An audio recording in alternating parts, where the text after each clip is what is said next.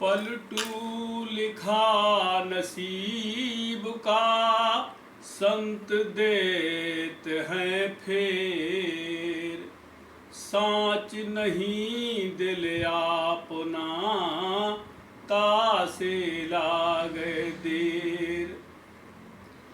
पलटू ऐसी प्रीति कर, ज्यों मजीठ को रंग।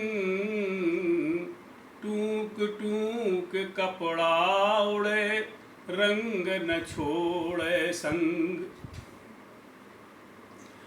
सतगुरु बपुरा क्या करे, चेला न करे न होश।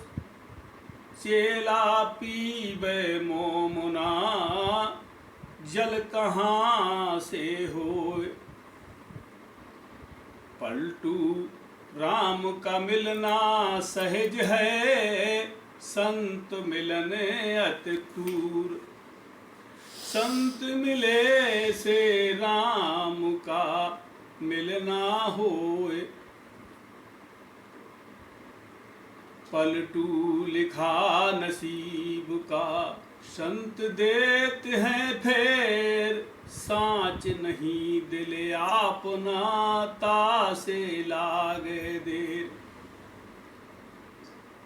पलटू संत बचन संत के नहीं टरे, ज्यों गाड़ी की लीक।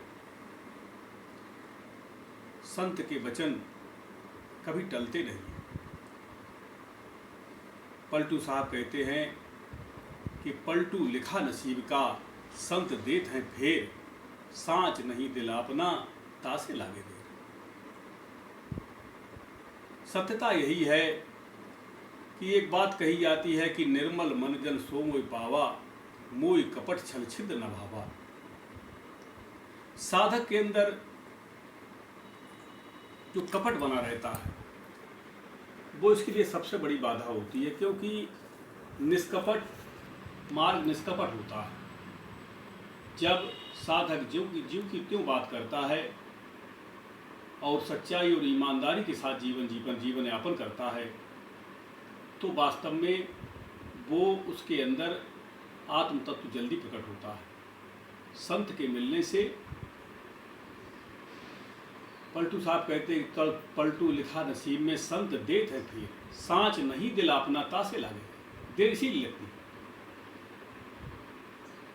इसी को भगवान कृष्ण ने गीता में कहा है कि स्पर्शाद कृत्वा बहिर्वाहा शुचैत। स्पर्शान कृत्वा बहिर्वाहा शुचैवांत्रो भ्रुवो, प्राणो अपानो समो कृत्वा। नासा भयंतर चारिणो, इतेन्द्री मनोर्बुद्धिर्मुनिर्मोक्ष परायणा। विगतेक्षा भय क्रोधा, सा योगी मुक्तेव सा। कि प्राण और अपान की गति को सम करके जिस समय पर साधक अपनी ऊर्जा के साथ ऊर्ध्वगमन करता है और ऊर्ध्वगमन करके ब्रह्माकाश में ऐसे मिल जाता है कि जिस प्रकार से नदी और नाले गंगा में मिलते हैं, गंगा समुद्र में मिल जाती है, फिर नदी और नाले दोबारा अपना वो रूप धारण नहीं कर पाते हैं। इसी पे संत ज्ञानेश्वर महाराज जी ने कहा कि जब हमारी प्राण और अपान की गति सम होकर के जब हम ऊर्ध्वगमन करते हैं, ऊर्ध्वगमन होने से जैसे ही हम ब्रह्माकाश में मिल जाते हैं, तब हम इस प्रकार से मिल जाते हैं कि वहाँ से फिर कभी अलग नहीं होते हैं। यही है भाग का बदलना। मिट जाती है तकदीर जिससे तदबीर उसे कहते हैं, तो जो पार हो जाए यज्ञा के पीर उसे कहते हैं। भाग क्या बदलना है कि हमारा स्वभाव बदलता है, हमारी प्रकृति बदल जाती है। जब साधक जब तक अपनी भक्ति के नीचे रहता है और पाप पुण्य में कर्म करता है, तो पुण्य का भी भुगतान मिलता है, पाप का भी भुगतान मिलता है। हम जो जस करे सो तस फल चाखा, कर्म प्रधान विश्व रच राखा। जैसा करता है वैसा उसको मिलता है।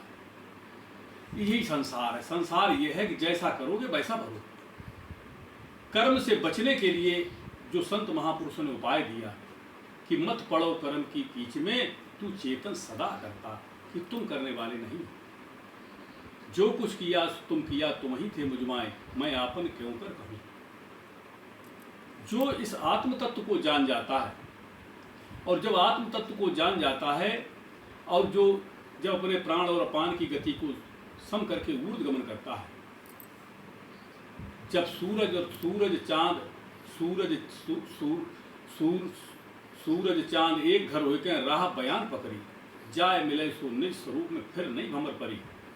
जब इस प्रकार से साधना होती है कि जब हम अपने स्वरूप की ओर चले जाते, मेरी शक्ति वहाँ पहुँच जाती है, उस स्थान पर पहुँच के हमारे पापों का और पुण्यों का दोनों का अंत होता है। इसी को एक बार महात्मा गौतम बुद्ध के सत्संग में एक प्रेमी रखा कि महाराज, अगर किसी को पाप का परिणाम भोगना ही पड़ता है तो फिर सत्संग सुनने से, भजन करने से क्या लाभ है? क्या भजन करने से हमारे कर्म दग्ध नहीं होते हैं? तो महात्मा गौतम बुद्ध ने उत्तर दिया कि एक कटोरा में जल लेकर के आओ। वो जब जल लेकर के आए तो उन्होंने जब जल में नमक डलवाया और बोले चखो इसको। बोले साहब नमकीन मालूम पड़ता है। बोले अब इस जल को तुम इस नदी जो बह रही है इसमें डाल दो। नदी में जब डलवाया उसके बाद उसको चख के देखो तो बोले अब कैसा मालूम पड़ता है। बोले ठीक कर्मों का यही हिसाब है। जिस समय पर वास्तव में हम इंद्रिय जन्य साधनों से जो साधना करते हैं, इंद्रिय जन्य साधनों से जो साधना करते हैं उसमें कर्म फल हमारा लगा हुआ है। हम यज्ञ करते हैं, हवन करते हैं, पूजन करते हैं, दान करते हैं। यज्ञ जब दान करने से स्वर्ग के धाम को पाओ, भोग कर भोग देवन के जमी पर हो गए अवतारा।